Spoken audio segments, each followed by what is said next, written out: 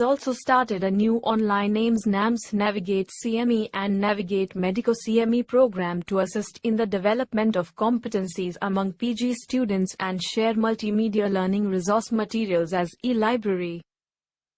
NAMS has also started 21 task forces to address medical issues of national importance. Under publication activities, NAMS has its own annal as Annal of the National Academy of Medical Sciences. In addition, NAMS also publishes its quarterly NAMS newsletter. For more details of NAMS activities, please visit our NAMS website www.nams-india.in or scan QR codes with the camera app.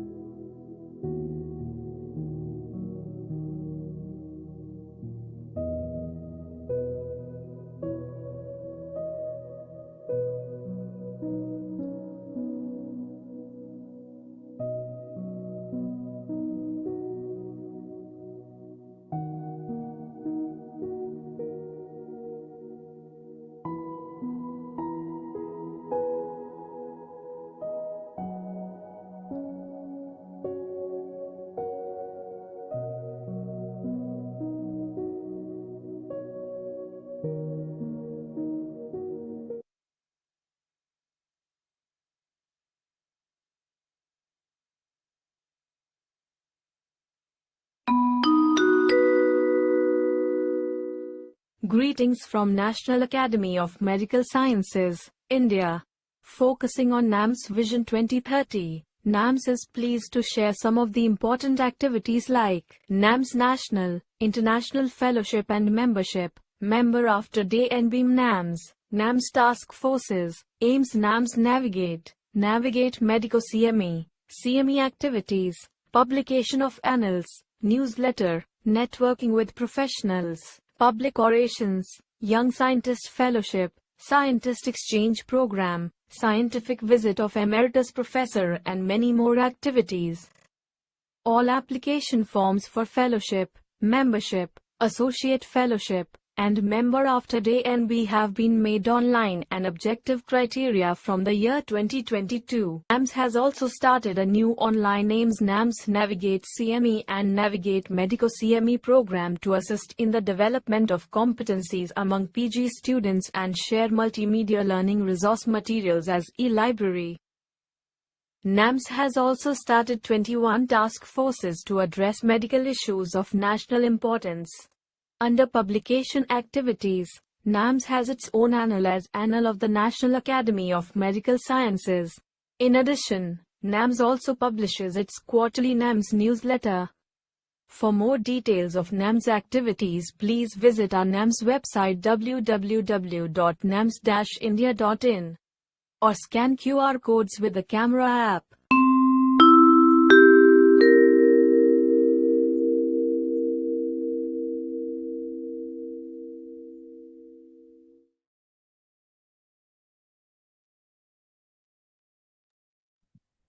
हाँ जसवंत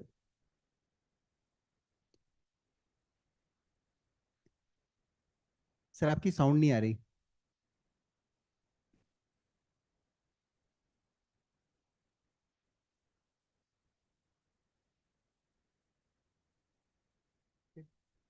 आगे sir, आगे Bhushan sir आगे। आप मैं message डाल दूं, पहले इनकी आवाज चेक करो, सर की आवाज नहीं। हेलो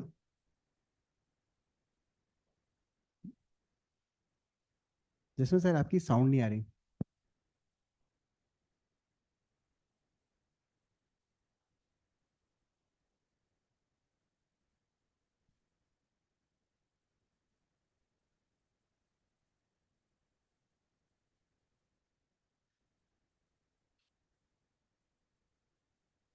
एक बार डिस्कनेक्ट करके दोबारा।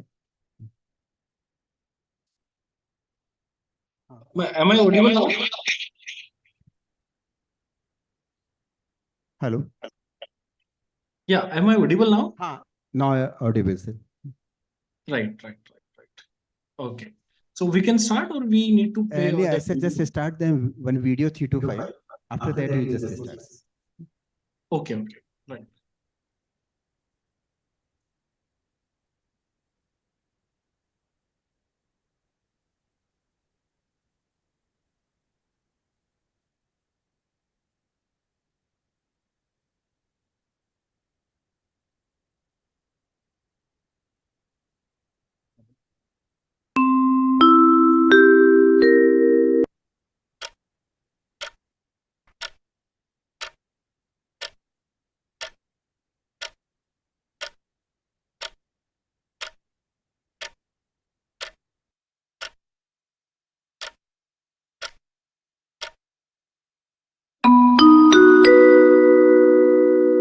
Greetings from National Academy of Medical Sciences, India.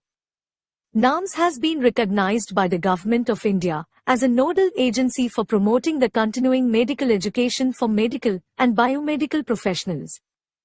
National Academy of Medical Sciences encourages and sponsors nationwide CME programs, symposia and workshops in medical and biomedical professionals. NAMS is pleased to announce the launching of a joint AIIMS-NAMS Navigate CME program from 1st September 2023 for postgraduate students in all the AIIMS and other eminent institutes of national importance from Andhra Pradesh, Arunachal Pradesh, Assam, Bihar, Chhattisgarh, Goa, Gujarat, Haryana, Himachal Pradesh, Jammu and Kashmir, Jharkhand, Karnataka, Kerala, Madhya Pradesh. Maharashtra, Manipur, Meghalaya, Mizoram, Nagaland, Odisha, Punjab, Rajasthan, Sikkim, Tamil Nadu, Telangana, Tripura, Uttar Pradesh and Uttarakhand of the country. The program is being conducted online on the first Friday of every month from 3 p.m. to 5 p.m. The AIIMS-NAMS CME focuses on the topics which are of common interest for the postgraduates across all specialties. The aim of the National Virtual Postgraduate Medical CME is to help them to be more proficient in their profession. Each session will cover 2 topics. Each topic will be of 1 hour duration, which includes 45 minutes for presentation by speaker, 15 minutes for questions and answers. Thank you for your kind support.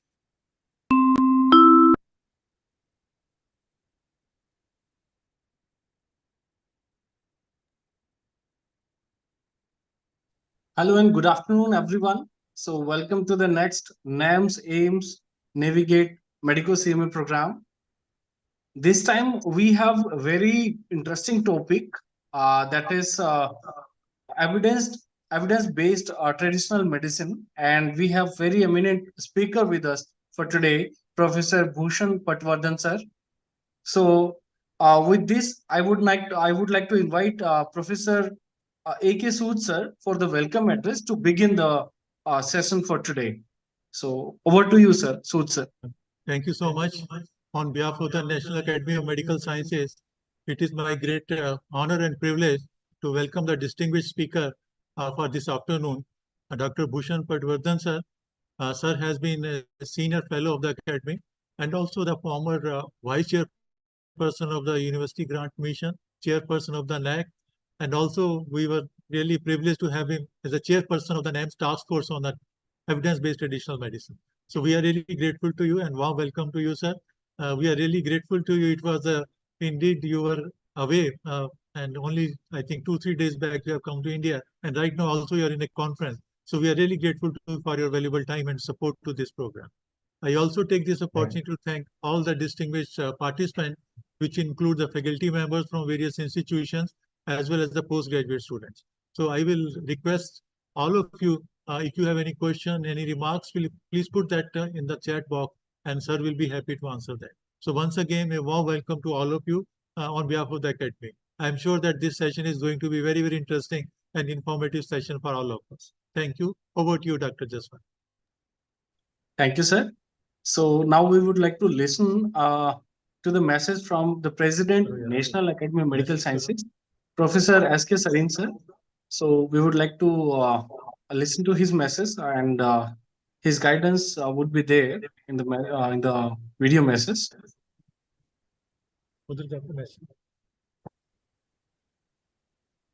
On behalf of the National Academy of Medical Sciences, it gives me immense pleasure to invite you to this National Medical Postgraduate Virtual CME program to navigate our postgraduates to become better clinicians, better physicians, surgeons, and investigators, and also to be able to get into higher courses with ease.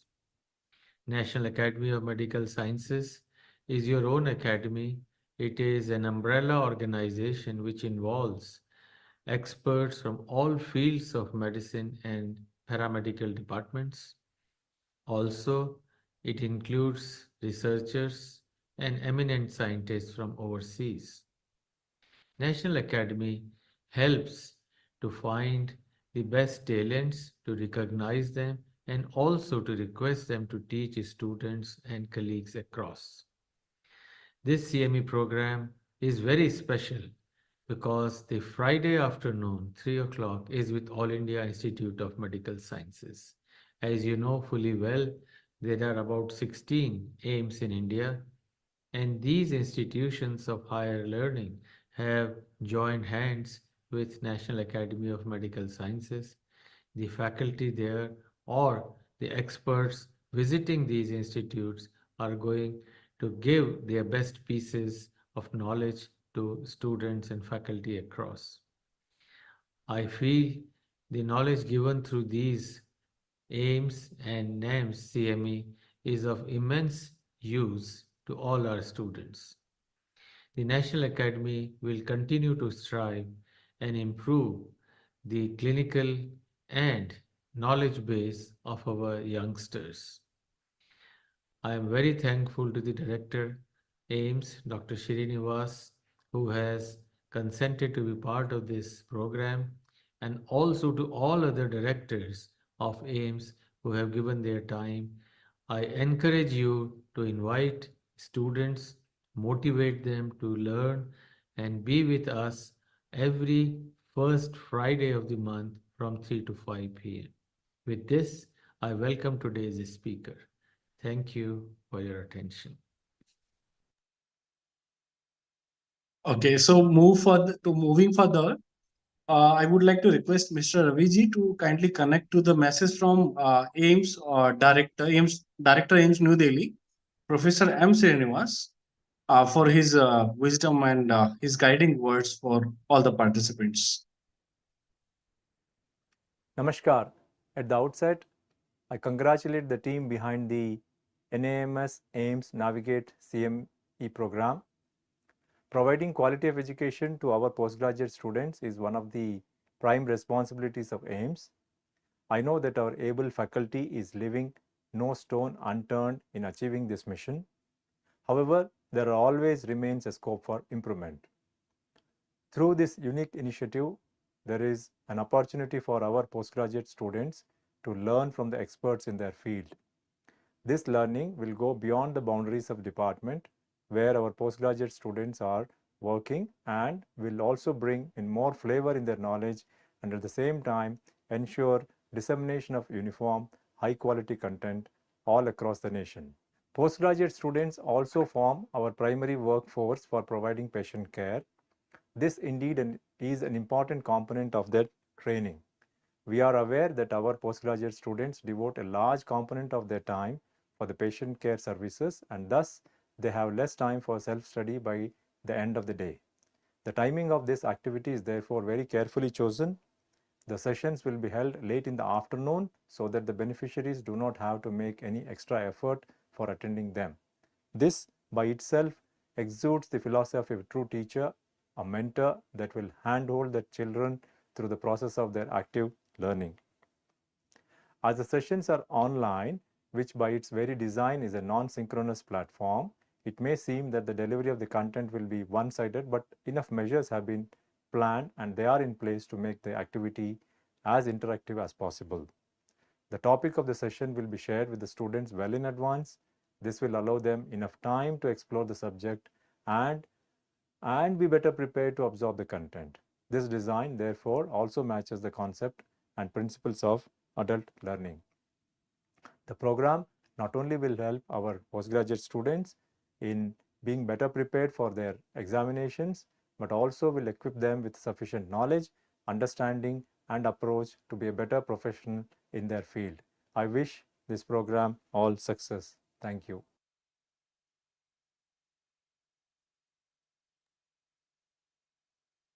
Okay, so now it's time to introduce today's distinguished speaker, Professor Bhushan Patwardhan sir. Sir is a National Research Professor in the Ministry of AYUSH, Government of India. He is a distinguished professor at Interdisciplinary School of Health Sciences, Savitri Bai Phule, Pune University. He is former Vice Chairman of UGC and Chairman of NAAC India. He is member of Lancet Citizens Commission. Professor Bhushan is a highly accomplished academician with over 40 years of experience in higher education, scientific research, and institutional governance. He is Distinguished Fellow of both the National Academy of Sciences and National Academy of Medical Sciences in India.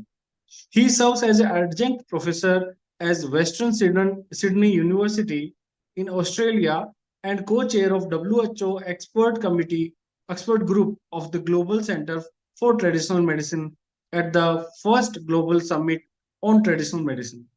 He has also been involved in the policy making committee and task forces for the esteemed organizations like National Knowledge Commission, Planning Commission, Niti Aayog, and the World Health Organization, Geneva. Sir has served as the chairman of Consortium of Academic Research Ethics. He is recipient of numerous orations and awards, including the Sardar Vallabhbhai Patel Award, Sir Ramnath Chopra Oration Award, Vladimir Hafkin Oration, among many others. He has supervised the research of more than 20 PhD students, hold 8 Indian patents and 2 US patents, with scientific publications numbering over 175. He has Scholar H Index 59 and more than 15,000 citations. He is also recognized as one of the world's top 2% biomedical scientists in the recently published Stanford University list. So, with this brief introduction, I would like to now welcome Professor Bhushan Patwardhan sir for his words words of wisdom. And sir, it would be privilege for all the participants to listen to you, sir, and to learn from your uh, session. Thank you, sir. Over to you, sir. Namaskar. Thank you very much for this nice introduction. And thank you, Dr. Soot, for joining in person. Namaskar. It's always a pleasure to interact with fellows of the academy, and I'm so happy that under the leadership of Dr. Sareen and Dr. Kapil, the academy has got excellent initiatives and is really involved in giving due visibility for the academy and very good support, especially for postgraduate students, to enhance their knowledge base. Today, the subject which has been suggested is very dear to me, traditional medicine and evidence-based, both the terms are important. And as all of us know, traditional medicine in India especially, at one time it was a original medicine. Today I am at NIMHANS in Bangalore. NIMHANS, as you know, is also Institute of National Importance, and NIMHANS had organized a conference here. It's going on same subject, integrative medicine, wherein their departments of pharmacology, clinical pharmacology, biomedicine, and several others, they have joined together with their department of integrative medicine, which also involves the Ayush doctors. So this is something which is happening in New India, and I'm very happy because ultimately our interest is well-being of people. So whatever is needed for that, we all are prepared to do it. Let me start sharing my slides.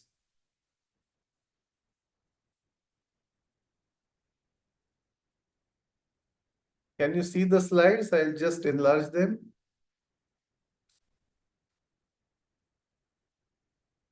Is it visible?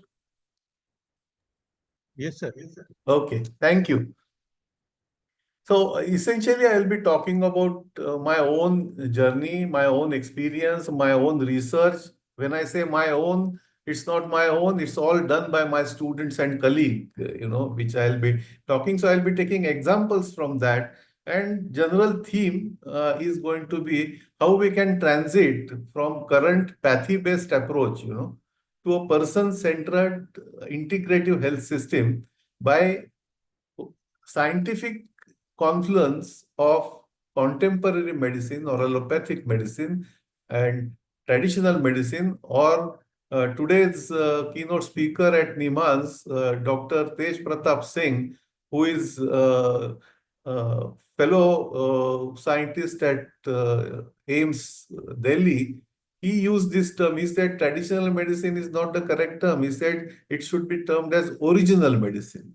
So everybody really appreciated this original medicine. So when contemporary medicine and original medicine will come together, that will become modern medicine. My talk, I have tried to divide into 7 distinct parts, and the first part I talk about the inspiration and initiatives in this evidence-based sector. And second part will be about the current scenario very quickly I give. Then part 3 will be what is health, healthcare, medicine, well-being. We keep on using these terms. We'll try to get little bit detail in that. Next part will be on biomedical research, evidence and ethics. And next part will be innovation related to traditional medicine, Ayurveda and yoga.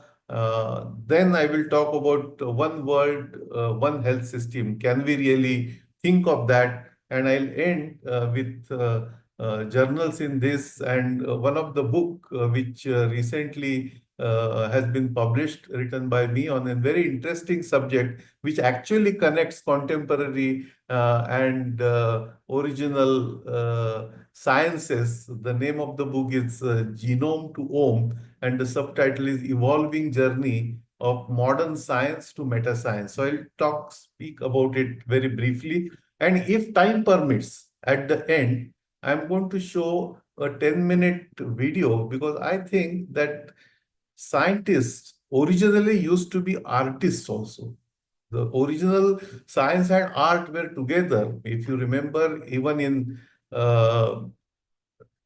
countries like England, the degrees in chemistry, physics were BA, Bachelor of Arts in Chemistry. So this connection, and medicine is art as well as medicine has become science because of the advances in biomedical sciences. So the inspiration for this, evidence-based traditional medicine and initiatives, it is primarily the book which I wrote on integrative approaches for health with Dr. Gururaj Mutalik. He is also very old fellow of the academy. In fact, one of the very first fellows of academy. He was professor of medicine at BZ Medical College. Then he became director of WHO, retired as director WHO New York office. And he is the one who actually established medical genetics in BZ Medical College. He had the medical genetics training at Johns Hopkins. And Dr. Mutalik, while he is a professor of medicine, because of his family upbringing, was equally good in Sanskrit, Ayurveda, yoga, and other systems. So this book, which we wrote together, has got excellent reviews. So that forms the basis of what I'm going to talk about. Next, inspiration has come from National Academy of Medical Sciences Task Force. And this task force report is available, published last year. It has been also published in the annals of the academy. And following the academy's effort, and initiative, Madhya Pradesh government was inspired. And Madhya Pradesh government also appointed a task force of which I was chairman again. And we gave a roadmap for this kind of a integration for the Madhya Pradesh government. And they have also published this, if you can see this, the report which has been published by Madhya Pradesh government as well.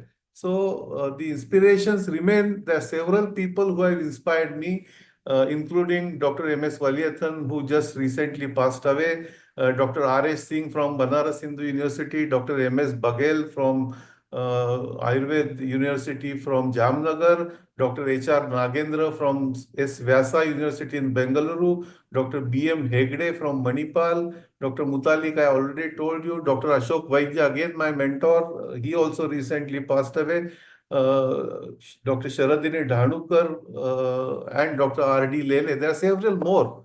But the most important, in recent years, I was inspired by 3 important people, and I must mention their name.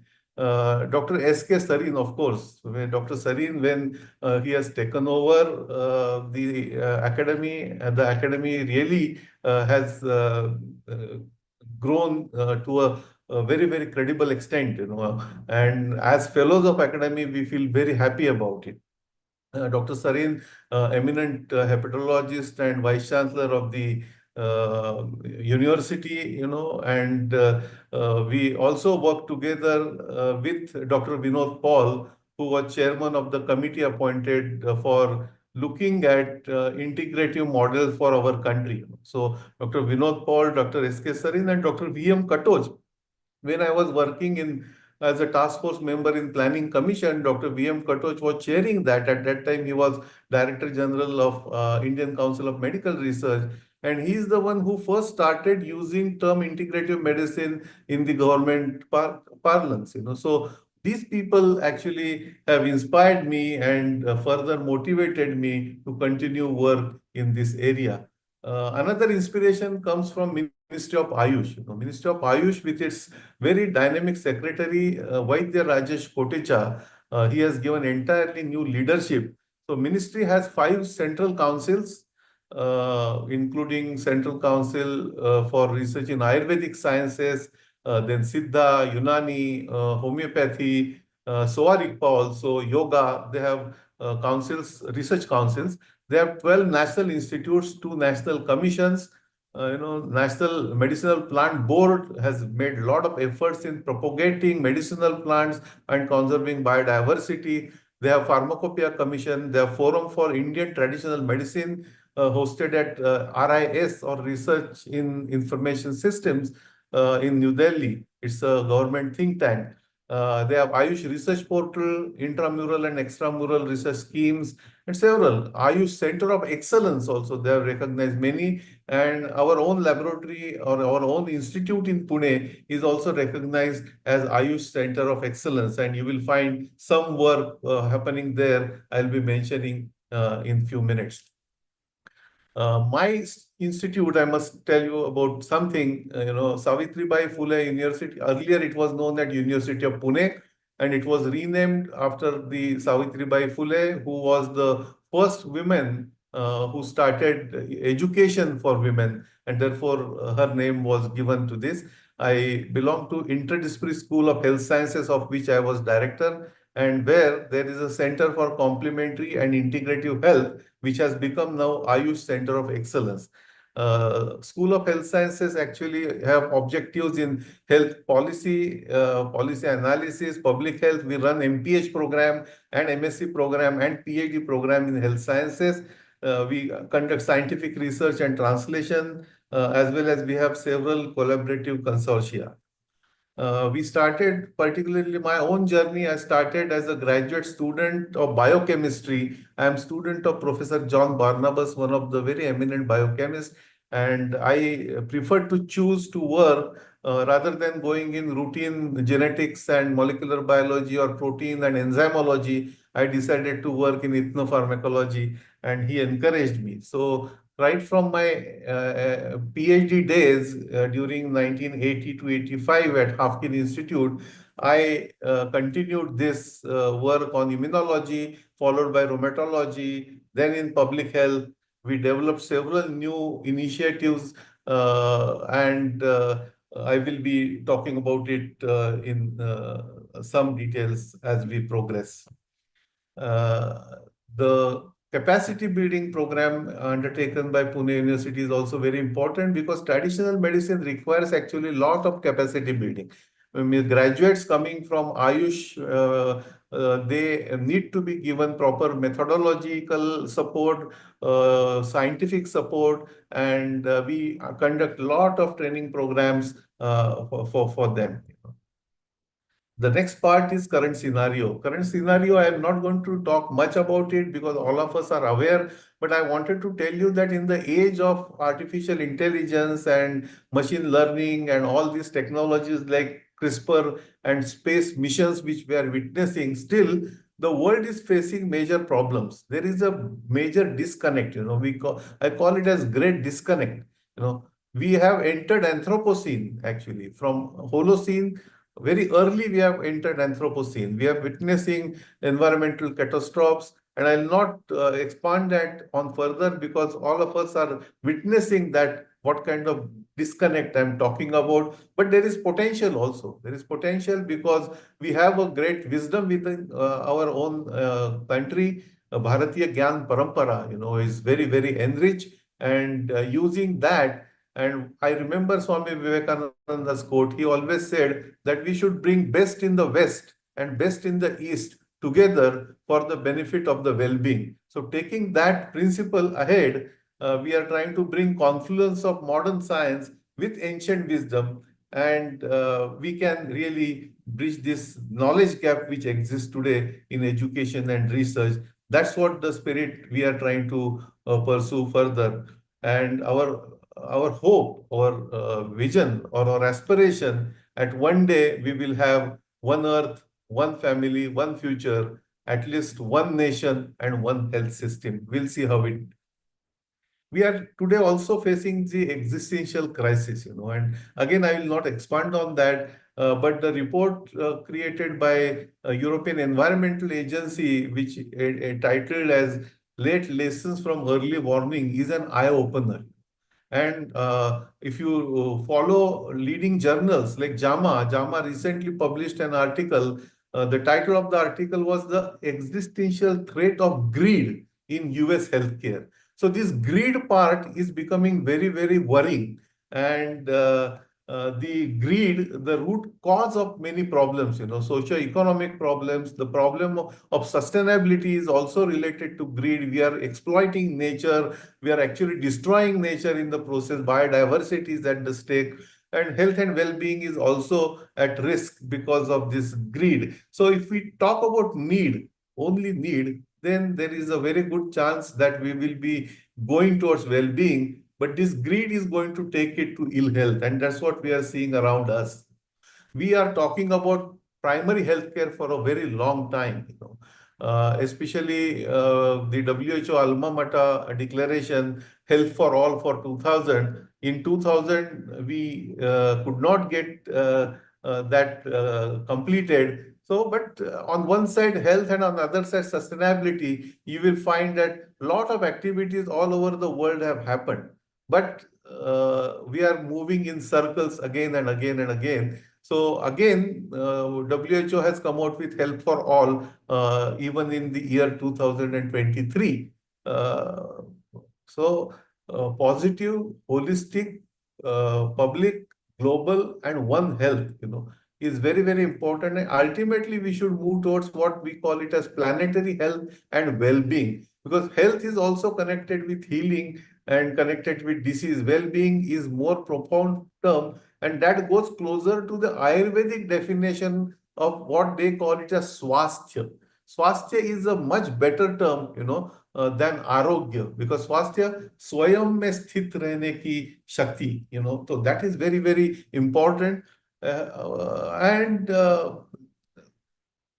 universal healthcare, which is one of the objective of, or one of the goal of sustainable development, or through Paris Declaration, is possible, especially in India, when healthcare is aligned to our own culture and our own tradition. If we do it in isolation, the USC is very difficult. And the same subject we also have discussed as a member of Lancet Citizen Commission, and our report also is ready very soon. You will see that it will be published. Lancet will be publishing it in next 2 or 3 months, in which we have again said the importance of Ayush, or traditional medicine, in achieving universal health coverage. Now, third part is about health, healthcare, medicine, and well-being. We keep on using this term, but health is something which is attained through participatory effects of individuals. So it is a positive term. We have to work hard to regain or to maintain health. Doctors are there to treat diseases, but health is something we have to really ensure that we have. One health is not limited to zoonosis. Earlier, One Health was limited only to zoonotic diseases, but now One Health has much broader classification. And I must tell you that roots of illness may be in maternal health, malnutrition, environmental pollution. You may have heard about one of the very pioneering study done in India itself, Dr. Yadnik from Pune and his colleague, they have done this study, and their publication in Lancet, Thin Fat Babies, was very much appreciated globally. So maternal health is equally important, and what you eat, what mother eats, all that, what environment, upbringing, all that has reflections on health. Diseases like hypertension, coronary heart diseases, stroke, obesity, diabetes, and cancers may have roots in the programming these adult diseases in early life. So healthcare should not be equated to medical care. Healthcare is something which is different than medical care. Medical care is essentially sick care. When you lose health, you require that kind of a sick care. Health and well-being and good health. Good health is a term, well-being is a term they have used in goal 3 of the SDGs. Health, WHO definition of health, again, I will not read, but health essentially depends on 4 main determinants of health, and we call it as 4 pillars of building of health. And these are genetics, nutrition, lifestyle, and environment. Now, please see these 4, except for genetics, rest 3 are actually in our hand. Genetics also we can prevent further progression of that, but nutrition and lifestyle are completely in our hand. We can decide whether to take healthy path, healthy food, healthy diet, healthy cuisines, or go in for now which are popular like ultra processed foods or fast foods or junk foods, what we call it. The lifestyle also plays an important role. Ayurveda describes it very well in terms of daily routines, Dinakriya and Rutukriya, all these, what you should do in which season, how you should do. So all that behavioral medicine also has become very important. So all this is in our hand. When one of these 4 pillars become weak, then you need a support system, to sustain the health building, and that is medical care or sick care, which involves drugs and services. But we are thinking that medical care is only the main support, which is not. First of all, nutrition, lifestyle, genetics, and environment, these 4 pillars should be important, and all those social factors also have very much important. So good health, what do you mean by good health? It is very difficult to talk about good health, but the Ayurveda definition is very samadosha, samagni, samadhatu, malakriya, prasanna atmendriya mana. Prasanna atmendriya mana. What a profound thought, When there is a complete bliss at the level of body, mind, and spirit, then you should be considered as health. Health is not just absence of pathology. Medicine treat diseases, medicines don't give health. Now, very recently, there has been very good research about health, because as a researcher, it is very easy for me to get research grants if I work on diseases. For example, if I want to do research on cancer, I will get very good funding. But if I want to do research on health, there are no avenues, very few avenues for research on that. But for the first time, I saw that hallmarks of health were published in very, very high impact journal like Cell. Hallmark of aging also have been published in these journals. And now these hallmarks of health, whether it is genomic stability or whether it is telomerase attrition, these are very cutting edge technological advancements which can tell you about health parameters are becoming very, very important. So what is well-being? Well-being again is a very, very profound term, very difficult to define well-being. It is considered as a state of being healthy and happy, But there are various levels of well-being. There is physical well-being, there is mental well-being, there is social well-being, there is spiritual well-being. So all these levels of well-being determine the quality of life. Quality of life is another very important indicator when we talk about health.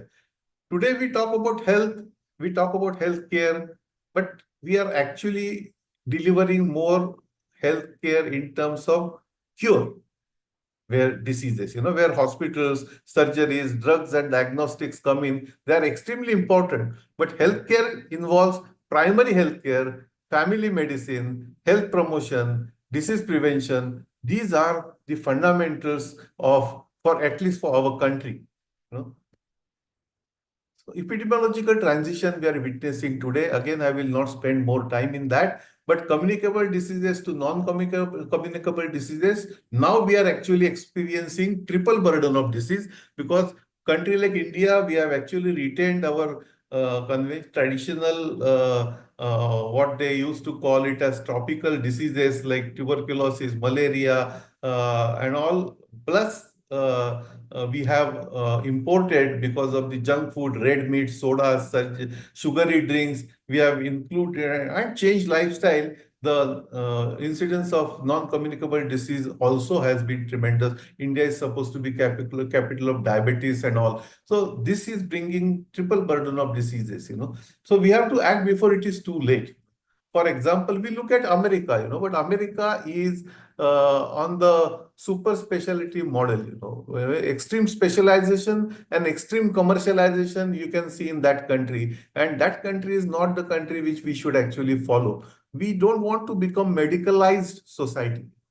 And from America only, if you take example of that rich country, mental health as one example, if you take recent report from CDC, Center for Disease Control, done on the health of youth there. It's very, very eye-opening. 60% of the girl students in America are feeling hopeless. 30% of them drank alcohol every month. 25% made suicidal plan. 20% experienced sexual violence. So what is this all happening? And medical overuse is another important or serious concern. And a lot of journals are raising voice against it. A lot of eminent doctors are raising voice against it. They're talking about choose wisely. And now JAMA-like journal is running a series called Less is More. If you give less medicine, which is precise, it will be more effective. We don't want too much of medicine.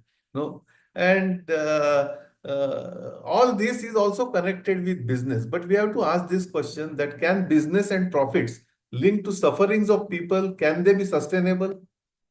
There are medical unintentional injuries. Earlier, they were number 3 killers in US.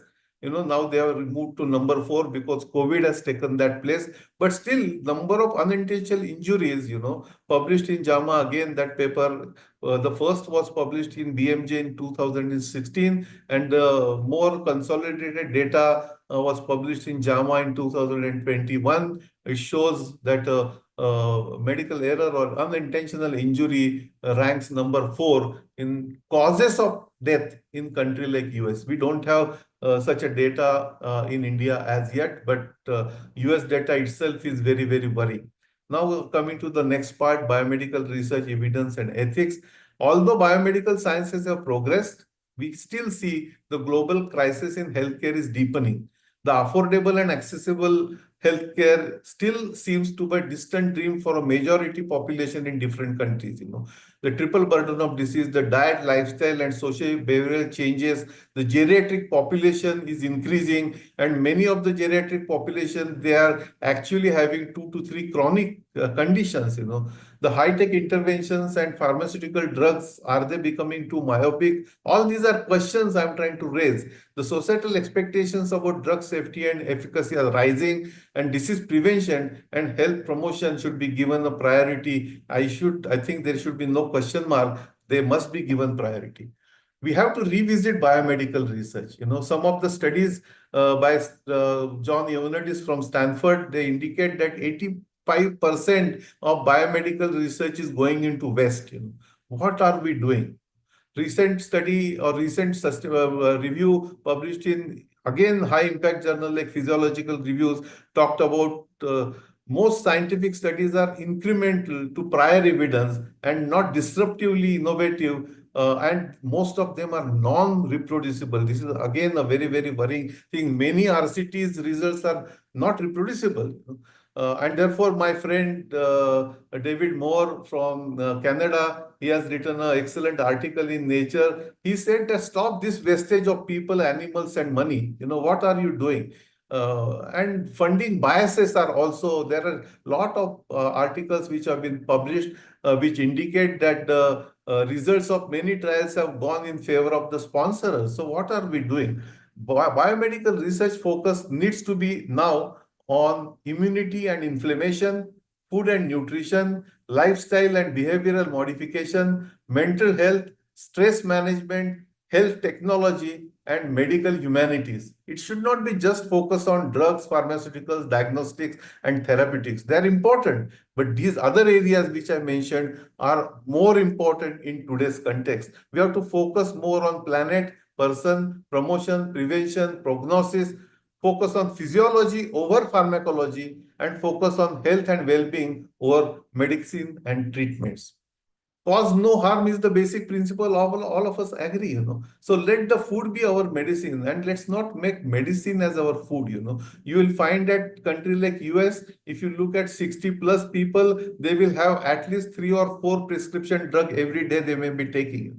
Health supplements or nutraceutical products cannot be much more attaining or maintaining health. There are several studies. If you look at natural foods versus supplement data, there are several guidelines also coming, especially the US Preventive Services Task Force. They go on recommending several things, but their studies, they are recommending against the use of beta carotene or vitamin E supplements for prevention of cardiovascular diseases or cancer. There are many such. And if you look at the right side here, including National Institutes of Health or the Academy of Nutrition and Dietetics or Academy of Cancer Society, all these eminent academies, they are saying that healthy persons should receive adequate nutrients by eating a variety of foods rather than supplementation.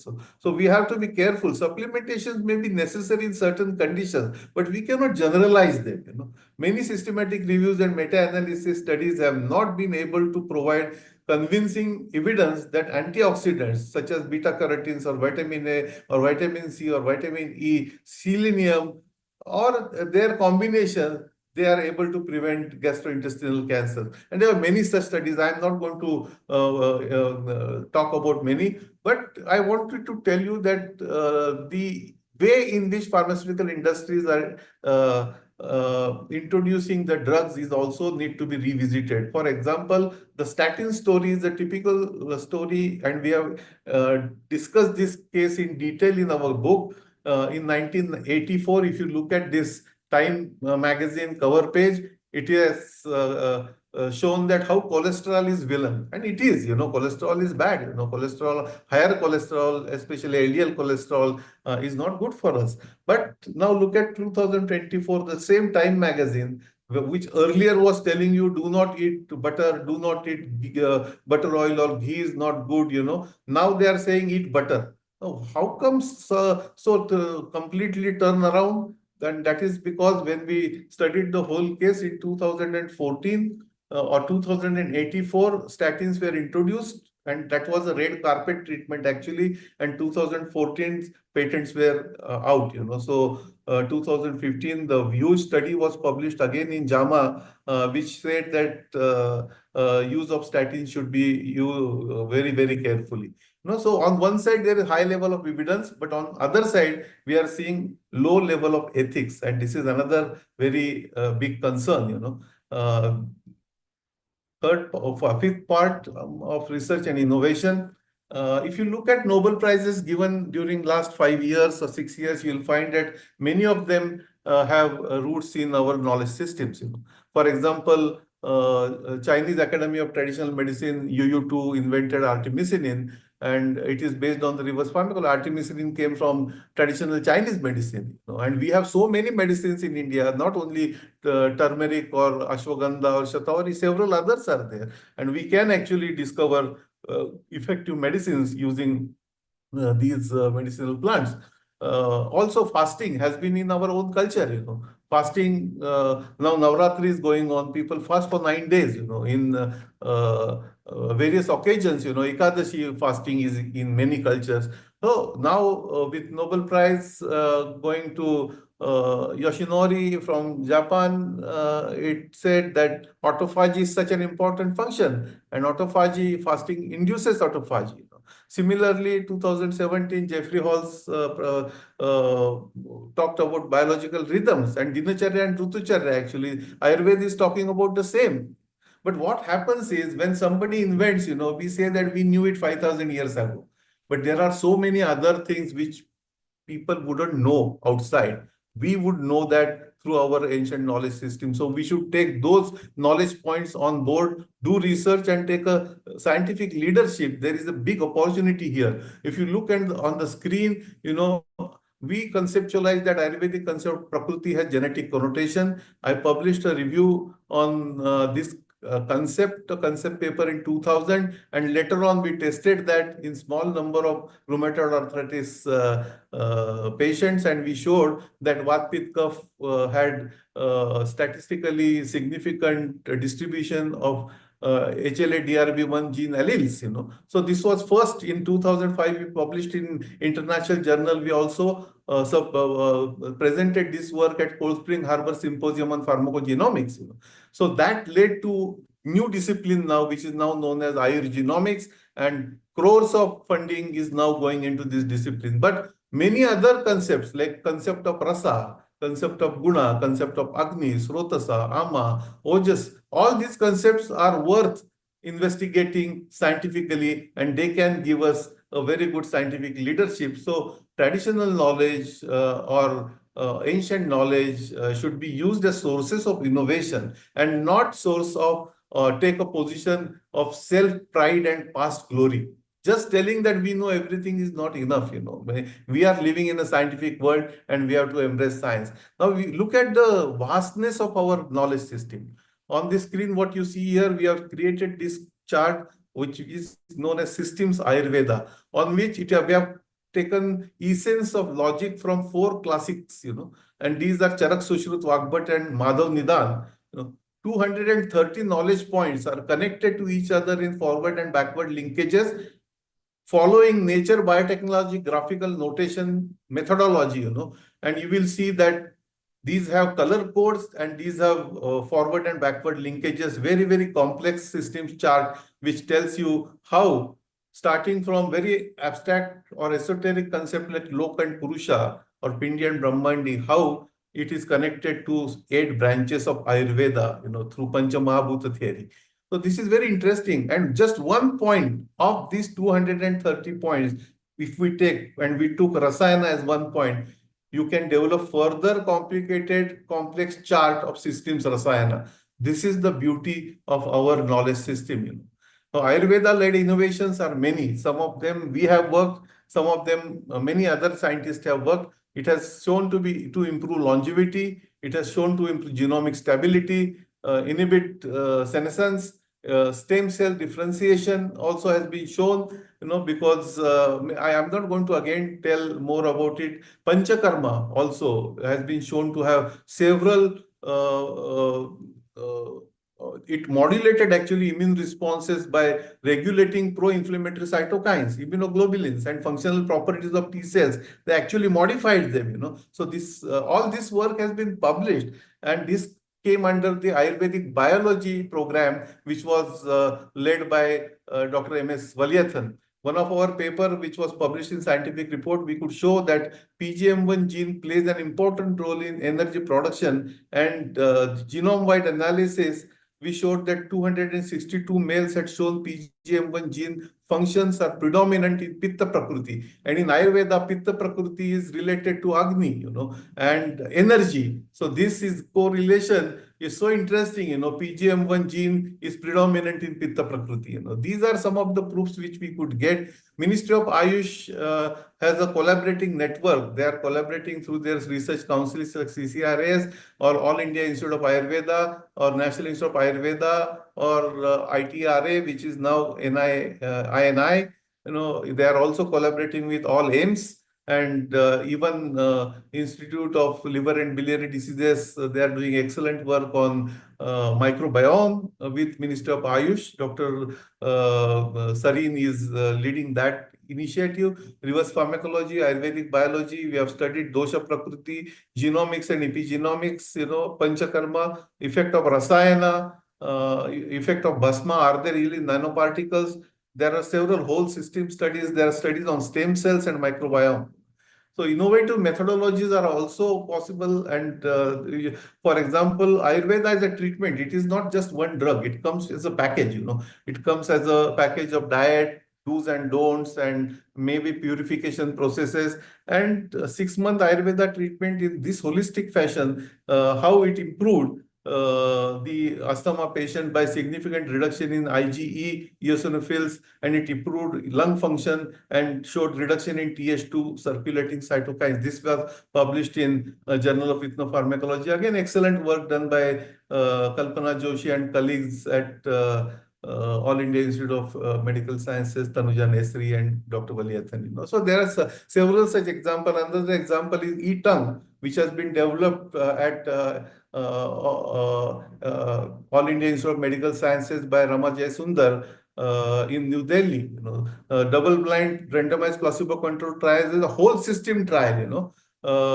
Which has shown equivalence of Ayurvedic treatment with methotrexate. This was done in collaboration with University of California at San Francisco. And these are some of the examples which I'm giving, but a lot more is happening. So drug discovery and innovation deficit which we are facing, we feel that Ayurveda will give a major impetus on this. So most studies, I have to keep track of the time. Okay, so I'll wind up in just few minutes. Most non-communicable diseases and lifestyle disorders are polygenic syndromes. So we can't think of one single molecule to address them. For example, disease like diabetes cannot be controlled only by medicine. You have to alter their diet, you have to modify their behavior and lifestyle and everything. And earlier we used to really look at that. A magic bullet concept was good at that time, but now after looking at the Google map of human metabolics network, if we think that one target modulation will help resolving complex diseases and syndrome, I think that is not the right path to take. Key to personalized medicine we will find in Ayurvedic treatment, because Ayurvedic treatment is personalized. The Dashavidha Pariksha, what they do it, with the Three Sutra, the triad of cause, symptom, and medicine is extremely important. These are the things which modern science and modern medicine people actually should look into with curiosity and see what from that can be brought into our own practice. The language may be different, the epistemology may be different. How we must consider that when the concept of atoms and molecules were not existing, how these people must have evolved the concept of Panchamahabhuta or Prakriti or doshas, and the concepts which we see in their anatomy and physiology. Although they are different, we must admire the logic and richness of these concepts. This should remain our inspiration to innovation. Just one example of ashwagandha, if I want to give you, we started working on ashwagandha in 2091. So this is a more than 3-decade journey of ashwagandha research. You will see that every year we went on adding, and that has gone now. Several publications have emerged, and you will see that ashwagandha has become one of the top-selling brand in the world today. I was in Australia. Here you will see the picture in most of the Australian pharmaceutical stores. Ashwagandha products were prominently displayed, and you will see that how its sales globally have increased. Because probably of that, there has also been countered, and Denmark banned ashwagandha, and we have challenged that ban, and they are reconsidering that ban on ashwagandha. Ashwagandha and similar to that, many others are excellent drugs. But drugs are not only required from Ayurveda. There is ahar also can be used as aushadhi, ahar aushadhi dravya. Food as medicine, what we saw. For food, nutrition, and lifestyle medicine, there are 3 types of interventions described in Ayurveda. So through drugs or pharmacologically, just one part of it. There are physiological interventions such as panchakarmas, also physiological interventions, and psychological interventions come from yoga. So all these should be brought together. So the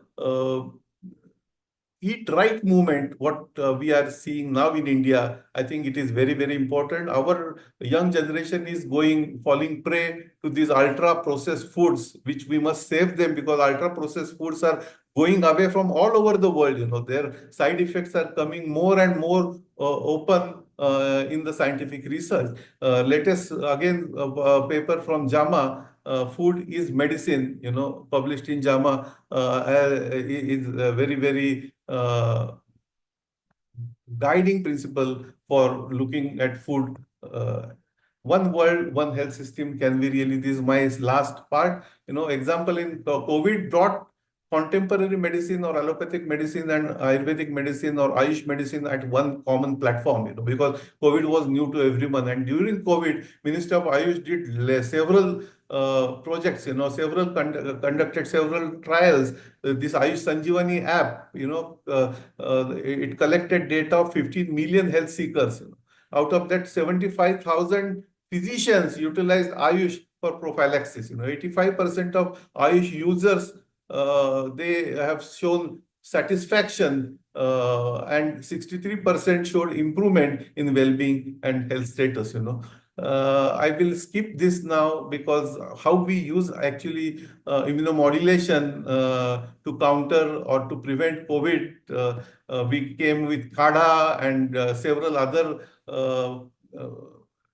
medicines from Ayush systems were used, like Ayush 64 or Kabasura Kudini from Siddha. They were shown, and all this is published data. So during this period, we conducted 126 studies, clinical studies. Out of that, 42 were prophylactic and 50 were clinical therapy studies.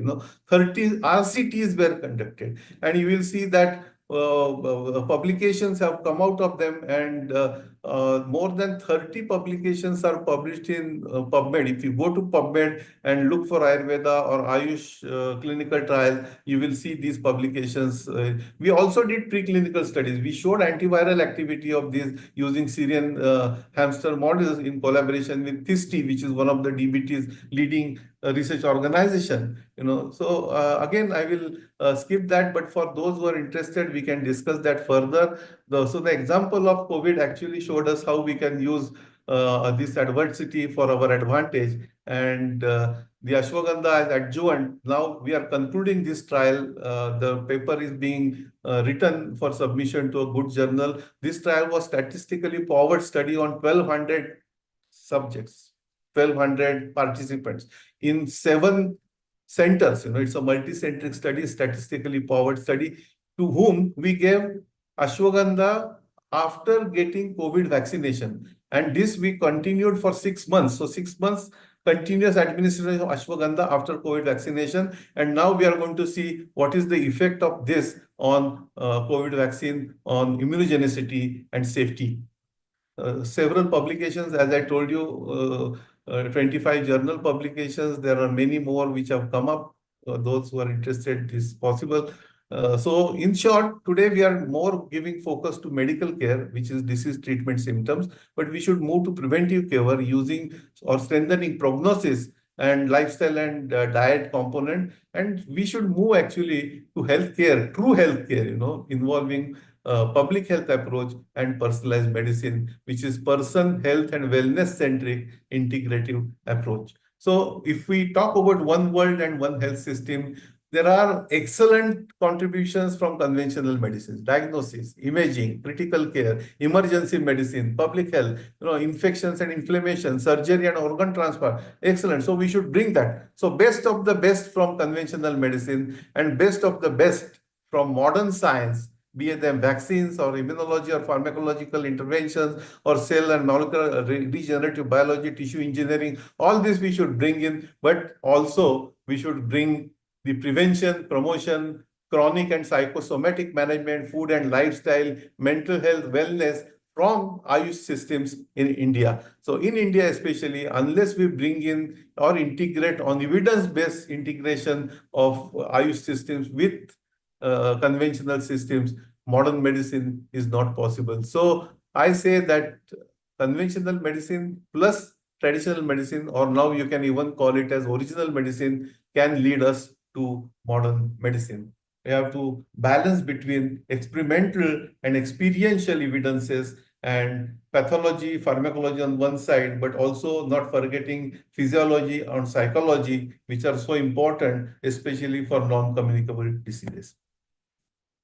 The last part is this book which we are talking about. While modern science has evolved so much, I personally feel, and my co-author Indu Ramchandani, both of us felt with our mentor Dr. Mutalib, that modern science has done more for our own greed, to satisfy my own ego for profits, and not that much for people or not that much for nature. So modern science should take a kind of a pause, look back, and see what trajectory we are taking. So here I am bringing in Upanishadic wisdom by way of Jnana, Vijnana, and Prajnan. And I am equating Prajnan with meta science, although it is not a direct translation, but for want of better word, I'm using meta science. So modern science need to evolve into meta science, which can be used for well-being of people. So this book has received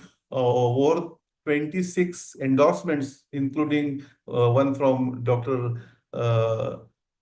Kasturi Rangan, who was chairman of the ISRO, and several others. As you can see, David Frawley is there, Dr. Hegde is there, and Dr. Mashalkar has given it forward. And with this, I'm going to conclude. Thank you, Dr. Sareen, President of this eminent hepatologist and thought leader in the field of medicine, who has open mind and who is himself doing evidence-based research in Ayush systems of medicine. Also, thank you very much, Dr. Umesh Kapil. I don't know how you are able to keep track of so many activities.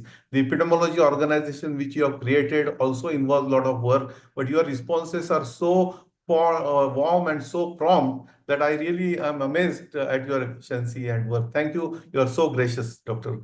Umesh Kapil. And thank you, Dr. A.K. Sood. You are also same, your responses are also very, very prompt and very, very positive. All the NAMS fellows, members and participants, thank you very much for the patient listening.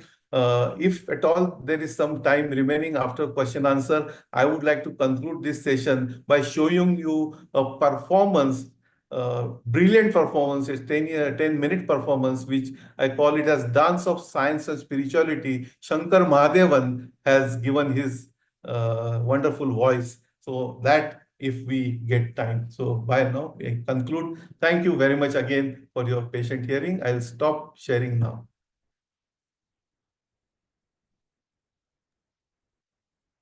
Thank you, sir, for the wonderful presentation. Thank you very much. So I think I can see one raised hand from Ajit Kumar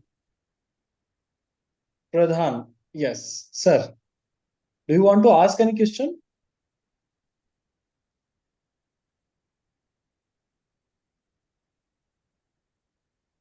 Ajit Kumar Pradhan ji. Okay, might be that it was raised by mistake. Sir, there are several questions which are asked in the chat box. One is, sir, as you discussed about mental health, so what are the treatment options available in traditional medicine for major depressive disorder or avsad, we can say? So also, what is the course of treatment for the same?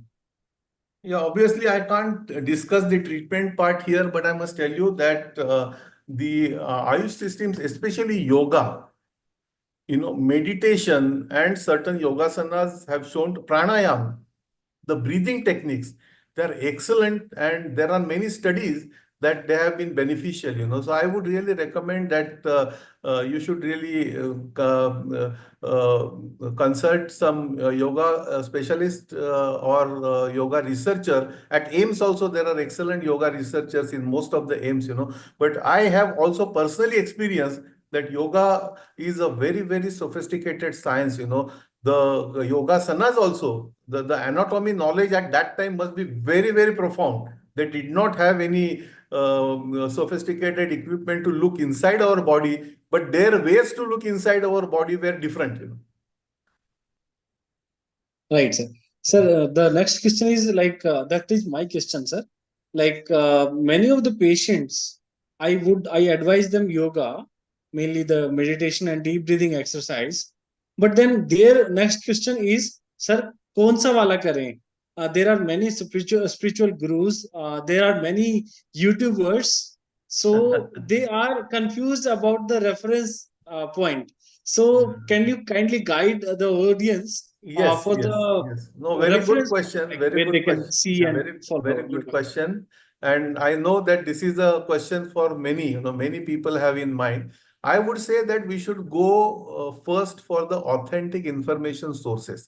So Right. Ministry of Ayush is one authentic information source, or there is Central Council for Research in Yoga. That is another very, WHO also has come out with the app M-Yoga app. So WHO's M-Yoga app is also very useful for this purpose. And S Vyasa, which is in Bangalore, again, it's a very reputed organization. And there are several others, which are doing a lot of research in yoga. And they are actually following the authentic Patanjali yoga or Vivekananda's yoga, and not the hybrids or new generation yoga. There are several others. I have seen while in Australia also, I have seen many such on busy streets. You will find these yoga studios, So they are also doing their own, but authentic information, because it is very important. A small change in your posture, can bring benefits or disadvantages also. So it is very important to do yoga under supervision and not only through YouTube or through WhatsApp messages. Right, right. Right, sir. Thank you, sir. Thank Sir, next question is from YouTube. That kindly guide for the website for pharmacovigilance in Ayurveda. Yeah.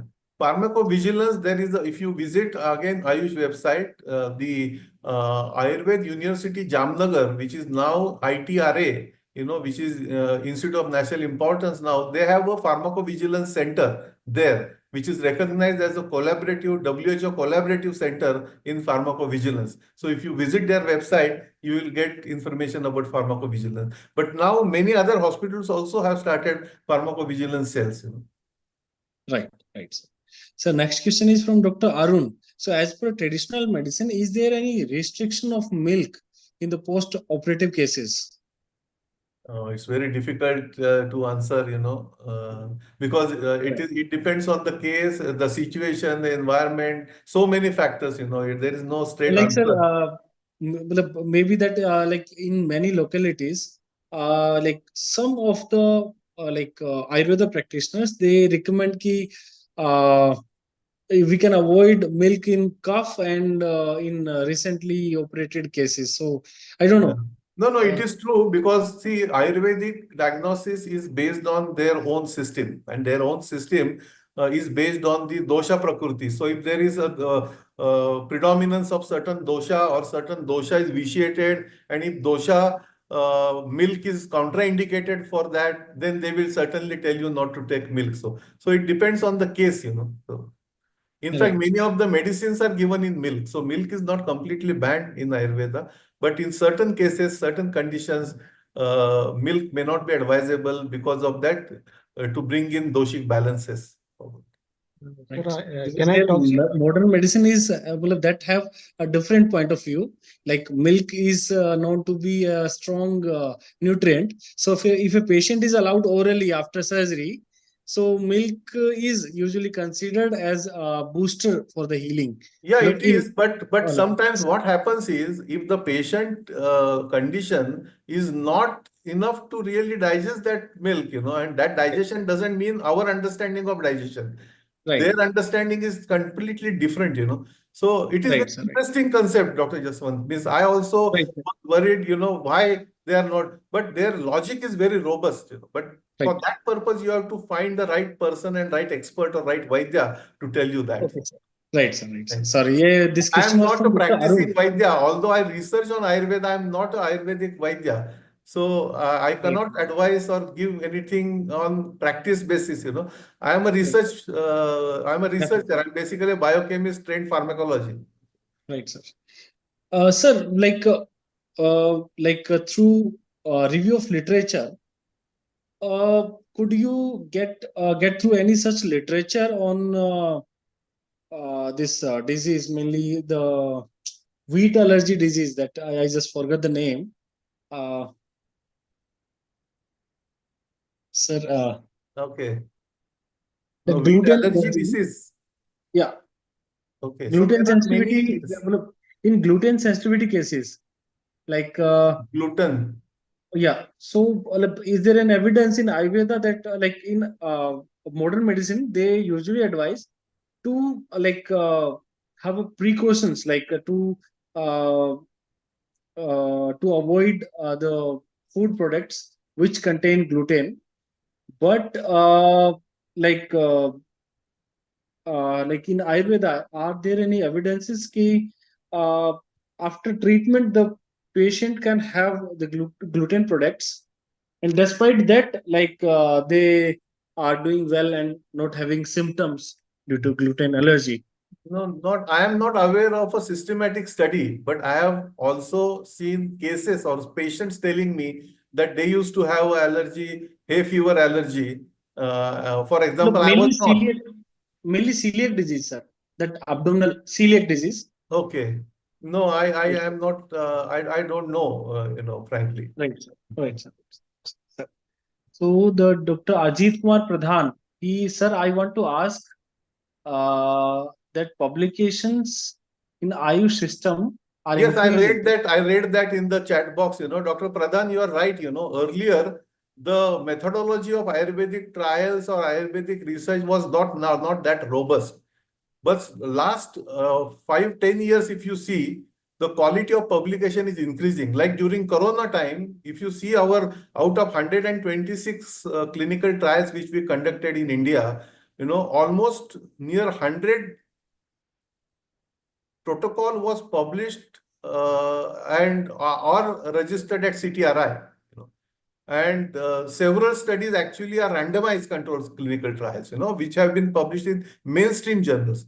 Our own study on ashwagandha has been published in mainstream journal, or Ayush 64 has been published in mainstream journal. And these are in collaboration with allopathic hospitals. They are not done by Ayurvedic colleges alone. So their collaborators were reputed medical hospitals. So slowly, the methodological lacuna, which you have rightly pointed out, is getting filled up because of the capacity building programs which we are doing. And I hope that it will be, as we progress, it will be even further strengthened. Right, right. Thank you, sir. I think these questions were there, and I think you have answered all. Okay, so and also, sir, we have no such. Okay, So right, right. if there You is have answered. time, Dr. Jaswant, I really want to use that 10 minutes for that clip. It's a Sure, wonderful sir. Sure. clip. I'm sure our fellows will enjoy that clip, because I personally Okay. believe that science and art should work together. Right, sir. And therefore, my book, I said that I want to express that in form of art, performing art. And it's a Right, wonderful, it talks about Pindi and Brahmandi, macrocosm right, and microcosm, the basic concept of Ayurveda, or, right, to Om. So if you have time, you can just click that and enjoy, it's wonderful. right, sir. Thank you. So thank you, sir. So we are sir. So, sir, should we move ahead or? No, I'm saying that in my Yes, presentation, there is sir, a we last can move ahead. slide. You just No click problem. that and it Okay, will, okay, fine. yeah, yeah. Right, Just click that and it will start, right, sir. Yeah. I have shown it to our colleague there who is arranging. In my presentation, the last slide.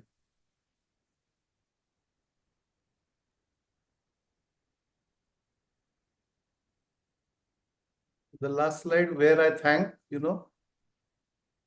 yes, this, just click that. This shows how traditional knowledge and everything, our thought process, how enriched they are.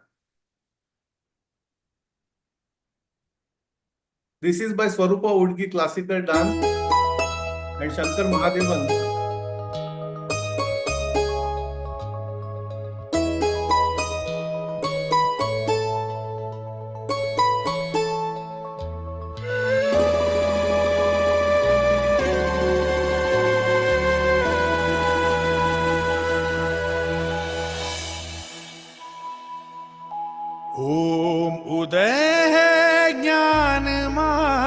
का ओम विलय है जड़ चेतन का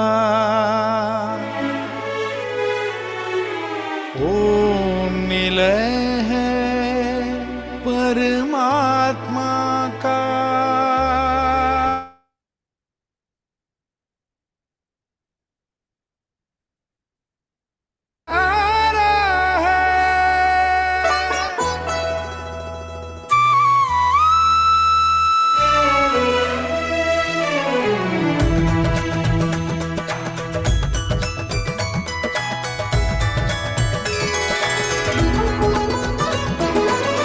षड्रिपुओं का उगम स्थान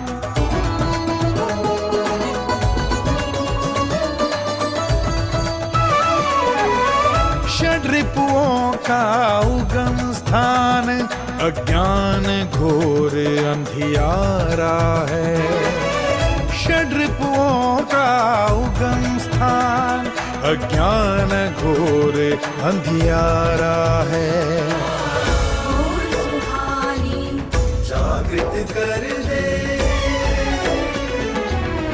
और सुहानी जागृत कर दे। ज्ञान मार्ग उजियारा है ज्ञान मार्ग उजियारा है ज्ञान मार्ग उजियारा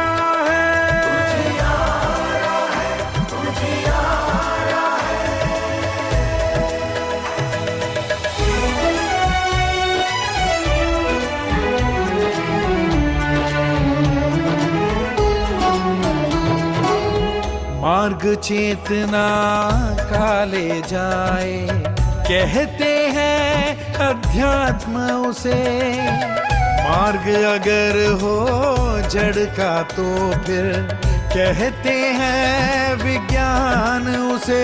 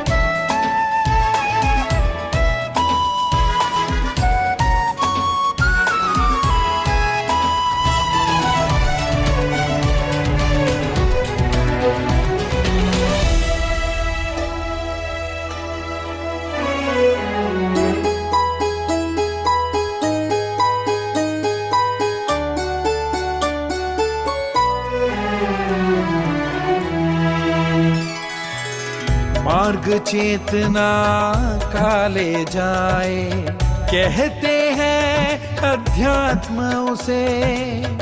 मार्ग अगर हो जड़ का तो फिर कहते हैं विज्ञान उसे। पर दोनों का गुंथन है पर दोनों का गुंथन है वो जुड़े हैं नित एक दूजे से। एक दूजे का सहारा है। ज्ञान मार्ग उजियारा है ज्ञान मार्ग उजियारा है ज्ञान मार्ग उजियारा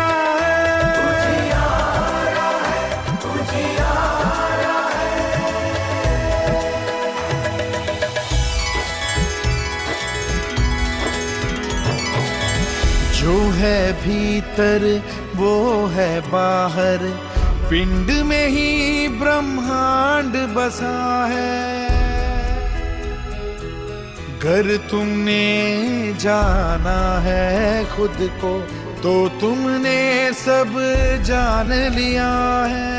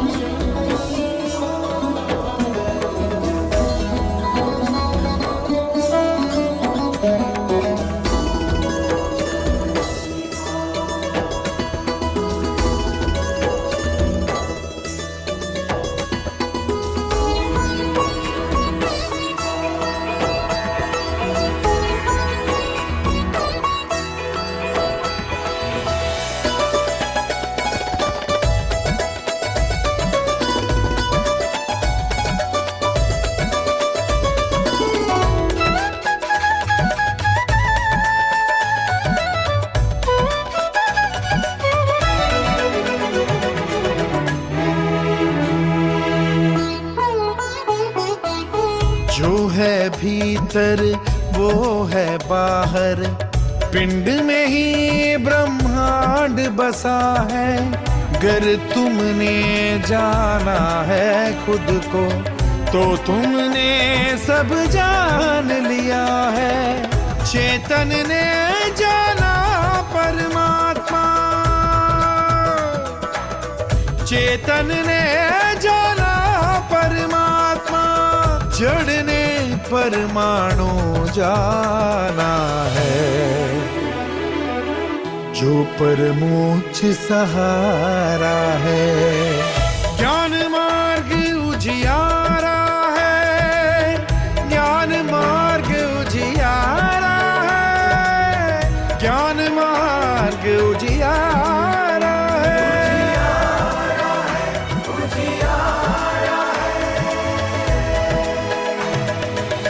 कर विज्ञान से आगे जाए,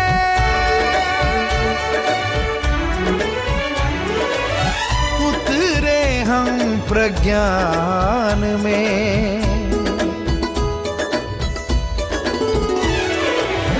कर विज्ञान से आगे जाए, उतरे हम प्रज्ञान में। शक्ति को सहयोगी कर ले, शक्ति को सहयोगी कर ले, हम मानव कल्याण में, हम मानव कल्याण में। केवल अद्भुत नहीं, केवल अद्भुत नहीं, बड़ा सामर्थ्य बसा इस कुंजी में।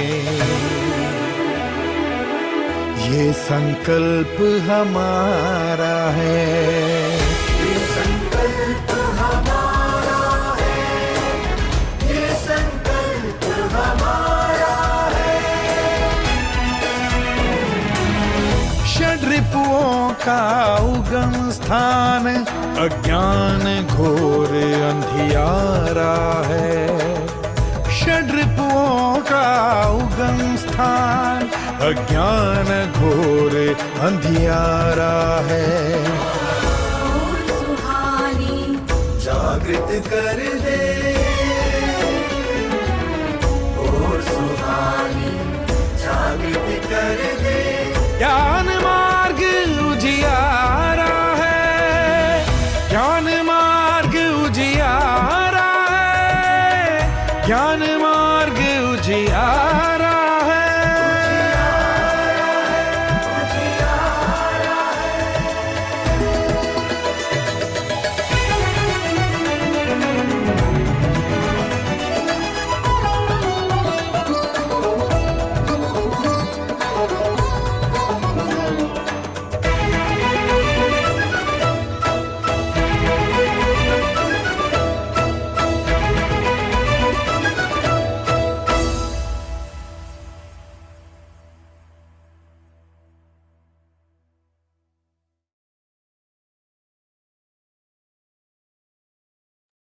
Okay, thank you, sir. There is another question posted by Dr. Prashanta from AIIMS Bhubaneswar.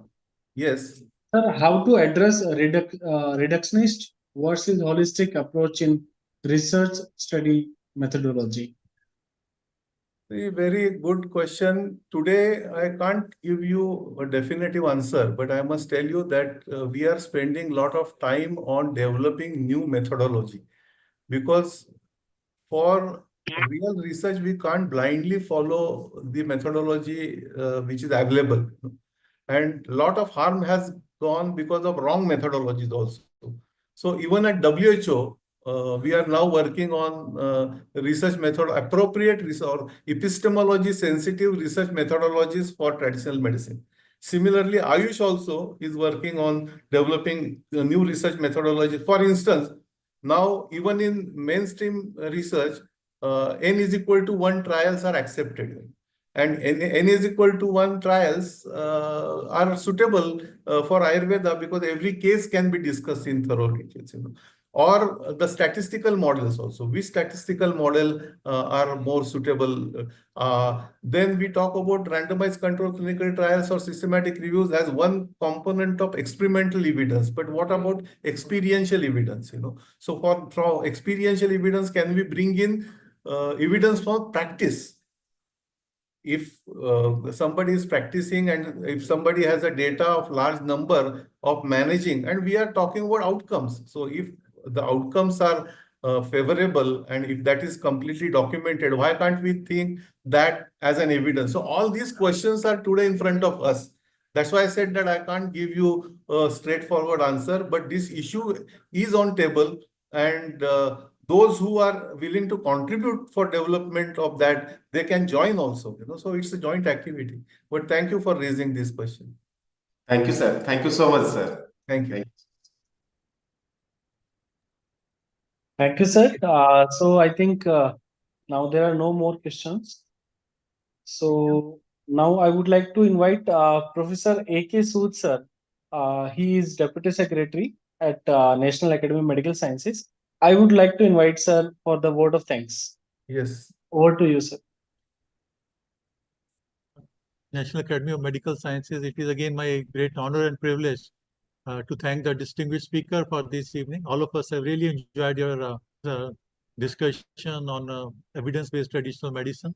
I think your ideas of integrative medicine, where we can have the fusion of the good practices of our original medicine, what you call, instead of traditional medicine, with the modern medicine, especially in context with the non-communicable disease like cancer, where the modern medicine has certain limitation.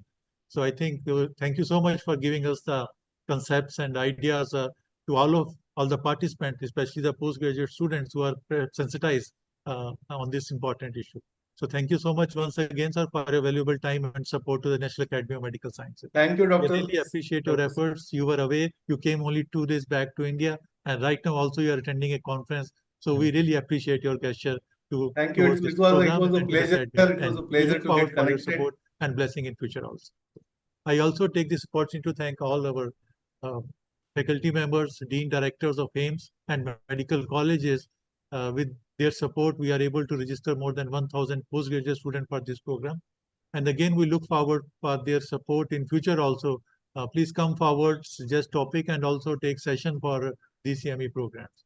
So I would like to thank all the students, especially for asking question and making this session very, very interactive. For the information of the students, the next session is due on 18th of October. And there again, we are going to discuss a very interesting topic of tuberculosis. What are the recent advances in tuberculosis management? So there again, we are going to have a very distinguished speaker in the country who will be with us. So if you have any question related to the tuberculosis, you can send us. We will try to cover these during the presentation. Here I take this opportunity to inform you that recently the National Academy has started in collaboration with Indian Council of Medical Research online biostatistical helpline. So this is especially useful for the postgraduate students. This is going to sort of help you in helping in your sample size and other issues related to thesis. So we have already circulated the details in the chat box. So please take use of this helpline, where we have the distinguished experts from all over the country, biostatistician and epidemiology, who are there to help you. Another information is another course, which is again online, which we have started in collaboration with the IIIT Hyderabad. This course we have launched from 15th of September, and in the first batch we have registered nearly 150 medical professionals. This is on artificial intelligence in healthcare. And again, the detailed information we have put in on the chat box. And the next session we are going to start in the month of January. But still you can apply and register. So please make use of these opportunities which are being provided to you. So I would like to thank Dr. Jaswant, who has been helping us in moderating and conducting this session. We are really grateful to you for your support to the Academy.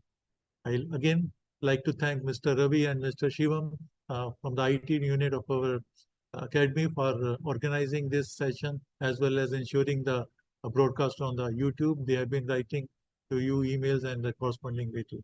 So once again, I thank you all for making this evening very, very interesting to all of us. So thank you so much. Over to you, Dr. Jaswant. Thank you, sir. So I think with this, we can mark the closure of the session. And it was indeed an interesting session. Thank you, Bhushan sir, again. Thank you all. Thank you all. Namaskar. Thank you.